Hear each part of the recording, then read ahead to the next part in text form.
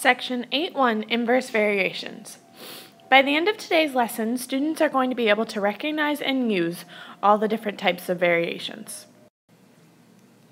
Inverse variation is the equation y equals k divided by x. K is called our constant of variation, and it's just a number.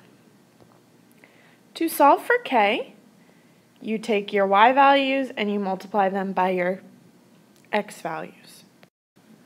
A long time ago, we learned the direct variation equation, and the direct variation is y equals k times x, and to solve for that constant, you would take your y values and divide them by your x values. Now let's look at how to identify a variation from a table.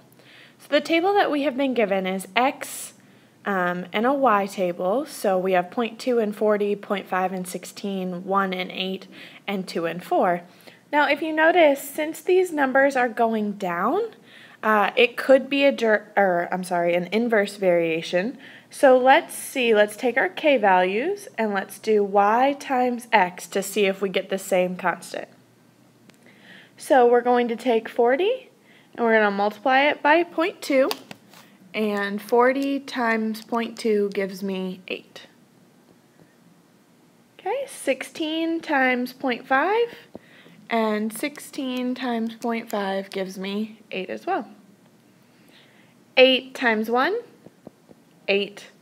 4 times 2, 8. So since all of my k values are the exact same thing, k is 8, it is an inverse variation, and to write our equation, we write y equals, and it's normally k divided by x, so in this case it'll be 8 divided by x. Looking at our second table, we have 0.28, 0.5, 20, 140, and 1.5, 60. So since these numbers are going up, it could be a direct variation. So to solve for k, we're going to take our y values and divide them by our x values. So 8 divided by 0.2 gives me 40. 20 divided by 0.5 gives me 40. 40 divided by 1, 40. And 60 divided by 1.5 gives me 40. Since all those values are the same, it is a direct variation. K is, I wrote the wrong word. K is 40. Okay, I guess I'll have to scribble that out. And we write that it's direct, and our equation is y equals 40 times x. Example 3, determining an inverse variation. Suppose x and y vary inversely, and x is 8 when y is -7. So we are going to start by using our inverse variation equation, since it says they vary inversely. Plug in y, plug in x. Okay, solve for k. We multiply -7 times 8, and we get -56. So our new equation would be y equals -56 over x. And then it says, what is y when x is 2? So what is y when x equals 2?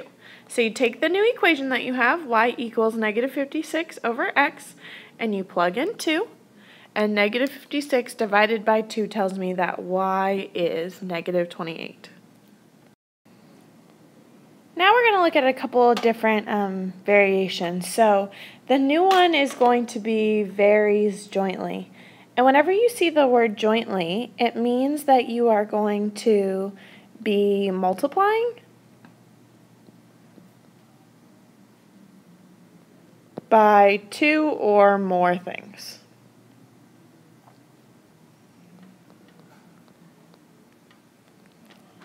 Whenever you see the word varies, you're going to want to write equals k. So if you read this along, z varies jointly with x and y. So you write your z first, and then varies, so we write equals k. Jointly means we're multiplying by x and y, which is how we got this. Okay, the next one, z varies jointly with x and y and inversely with w. So you write your z first, then varies, you write equals k. Jointly means we multiply by x and y. Inversely means we are going to divide by w. Last one, z varies directly with x and inversely with the product of x, y. So z equals k. Directly means to multiply just by one thing, not two things. Jointly means to multiply by two or more. Directly means to just multiply by one. So we have z equals k times x. Inversely again means to divide, and you divide by the product of w, y. So whenever you see the word jointly, you're multiplying by two or more things. Whenever you see the word directly, you are just multiplying by one thing. And then inversely means that you are dividing